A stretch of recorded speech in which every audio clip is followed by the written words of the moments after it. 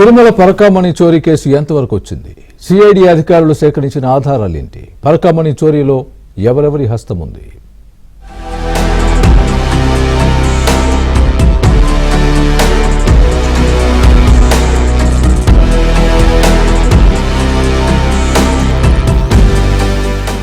తిరుమలలో పరకామణి చోరీపై సిఐడి విచారణ చేపట్టింది. తిరుమల శ్రీవారి ఆలయ పరకామణిని పరిశీలించిన సిఐడి బృందం కేసు నమోదైన తిరుమల 1 టౌన్ పోలీస్ స్టేషన్ లో రికార్డులను పరిశీలించింది. పరకామణి కేసు రికార్డులు స్వాధీనం చేసుకుంది.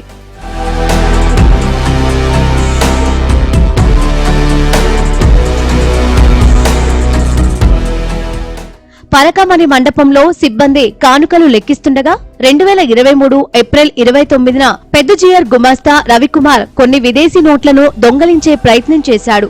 వీటిని తీసుకెళ్తుండగా సీసీ కెమెరాల ద్వారా గుర్తించిన విజిలెన్స్ అధికారులు అదుపులోకి తీసుకున్నారు. విచారణ జరపగా దిమ్మ తిరిగే విషయాలు వెలుగులోకి వచ్చాయి. నిందితుడు రవికుమార్ ఎన్నో ఏళ్లుగా పరకామణిలో నిత్యం దొంగతనాలు చేసినట్లు తేలింది. దోచిన నగదుతో భారీగా ఆస్తులు కూడబెట్టినట్లు కూడా గుర్తించారు.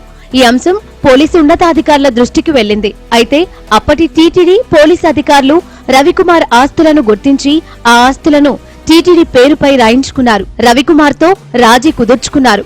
2023 సెప్టెంబర్లో తిరుపతి కోర్టులో లోక్ అదాలత్ ద్వారా ఈ కేసును మాఫీ చేయించారు.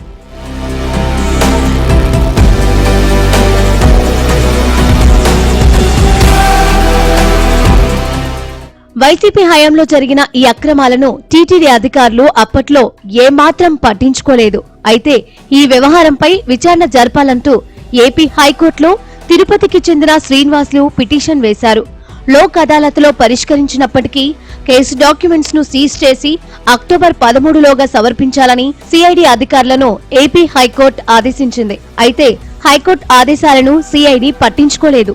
దీంతో పోలీస్ శాఖపై హైకోర్టు తీవ్ర ఆగ్రహం వ్యక్తం చేసింది. ఈ నెల 17 లోపు కేసుకు సంబంధించి అన్ని ఆధారాలను సీజ్ చేసి సమర్పించాలని హైకోర్టు ఆదేశించింది. హైకోర్టు ఆగ్రహం వ్యక్తం చేయడంతో సిఐడి బృందం తిరుమలకు వెళ్లింది. కేసుకు సంబంధించిన కీలక పత్రాలను స్వాధీనం చేసుకుంది. టీటీడీ బోర్డు రెజల్యూషన్స్, మన పరకామణి కేసు సంబంధించిన బోర్డు రెజల్యూషన్స్, తర్వాత లోక్ అదాలత్లో ఏదైతే కాంప్రమైజ్ చేశారో దానికి సంబంధించిన ప్రొసీడింగ్స్, కోర్టులో ఉన్న డాక్యుమెంట్స్ ఏదైతే వీళ్ళు సబ్మిట్ చేశారో అవి, తర్వాత మన 1 టౌన్ పోలీస్ స్టేషన్ తిరుమలలో 1 టౌన్ పోలీస్ స్టేషన్ ఏదైతే ఉందో దాంట్లో ఉన్న సిడి ఫైల్, తర్వాత సంబంధిత రికార్డ్స్ అన్నీ కూడా సీజ్ చేసి హైకోర్టులో అప్పజెప్పాలని చెప్పేసి ఆదేశాలు ఇవ్వడం జరిగింది. పరకామణి రిలేటెడ్ సంబంధించిన డాక్యుమెంట్స్, సీసీటీవీ ప్రొసీడింగ్స్, ఇప్పుడు దాకా జరిగిన దానికి సంబంధించిన డాక్యుమెంట్స్ అన్ని కూడా సీజ్ చేయడం జరుగుతుంది. సిఐడి డీజీ రవిశంకర్ అయ్యన్నార్ ను టీటీడీ పాలక మండలి సభ్యుడు భానుప్రకాష్ రెడ్డి కలిశారు. తన దగ్గరున్న ఆధారాలను అందజేశారు.